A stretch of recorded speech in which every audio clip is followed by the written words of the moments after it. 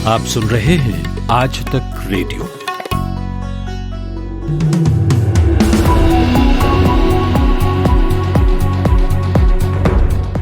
नमस्कार, यह है दोपहर 1 बजे का समाचार बुलेटिन 5 मिनट। मैं हूं अमन गुप्ता। केंद्रीय स्वास्थ्य एवं परिवार कल्याण मंत्रालय की ओर से जारी आंकड़ों के मुताबिक पिछले 24 घंटे में 48,512 नए मामले सामने आए। 668 लोगों की संक्रमण से मौत हुई। इसके बाद देश भर में कोरोना पॉजिटिव मामलों की कुल संख्या बढ़कर 15,31,669 हो गई है। इनमें से 5,09,447 मामले सक्रिय हैं। इसके अलावा 9,88,029 लोग ठीक हो चुके हैं। वर्ल्डोमीटर के आंकड़ों के मुताबिक दुनिया में कोरोना से सबसे ज्यादा प्रभावित देश अमेरिका में मृतकों की संख्या 1,52,000 हो गई है और 44,98,000 से ज्यादा लोग संक्रमित हैं। पिछले 24 घंटे में अमेरिका में 1,245 लोगों की और ब्राजील में 955 लोगों की संक्रमण से मौत हुई। लंबे वक्त से जिस लड़ाकू विमान का इंतजार था वो राफेल विमान आज भारत पहुंच रहा है। भारत और फ्रांस के बीच हुए सौदे के तहत राफेल लड़ाकू विमान की पहली खेप आज भारत के अंबाला पहुंचेगी। पहली खेप में कुल 5 लड़ाकू विमान होंगे। इन्हें रिसीव करने के लिए खुद वायुसेना air chief marshal RKS Bhadauria मौजूद रहेंगे। अंबाला एयरबेस से सटे 4 गांव में धारा 144 लगा दी गई है। यहां आधिकारिक फोटोग्राफी के अलावा फोटो खींचने पर रोक लगा दी गई है। साथ ही एक जगह लोगों के जुटने पर भी रोक है। आज मौसम विभाग की ओर से बारिश होने की भी चेतावनी दी गई है। ऐसे में जोधपुर में बैकअप प्लान तैयार है जहां राफेल को उतारा जा सकता है।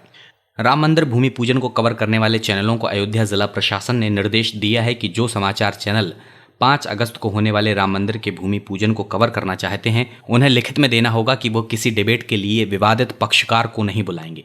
साथ ही उन्हें यह भी सुनिश्चित करना होगा कि वो किसी धर्म, समुदाय या किसी व्यक्ति विशेष पर टिप्पणी नहीं करेंगे।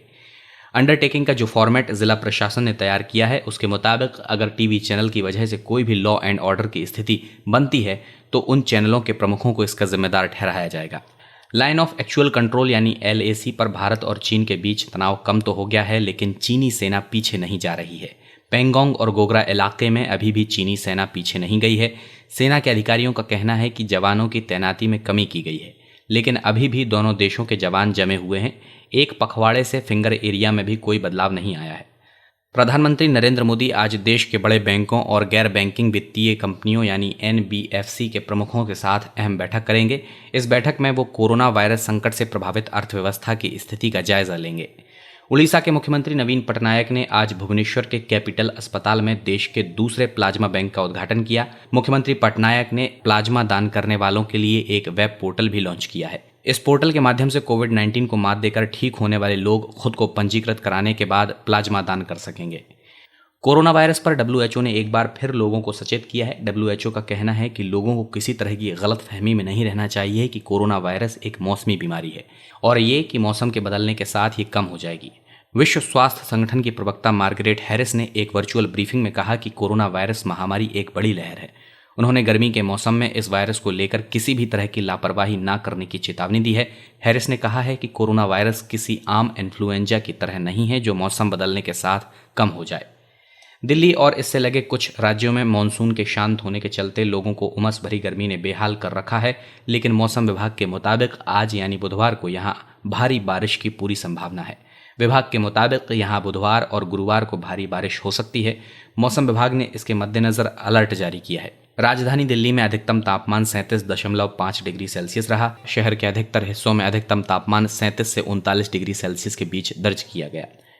देश की आर्थिक राजधानी मुंबई में कोरोना का प्रकोप कम होता नजर आ रहा है। 3 महीने में पहली बार ऐसा हुआ है जब एक दिन में केवल 700 नए कोरोना मरीज सामने आए हैं। इस बीच मुंबई में सीरो सर्विलांस स्टडी की गई। इसमें खुलासा हुआ है कि स्लम एरिया के 57% और गैर स्लम एरिया के 16% लोगों में एंटीबॉडी डेवलप हो गए हैं, यानी कई लोग कोरोना से प्रभावित हुए थे।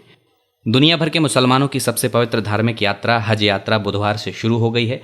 कोरोना संकट के कारण सऊदी अरब ने इस बार हज यात्रा के लिए बहुत कम लोगों को इजाज़त दी है।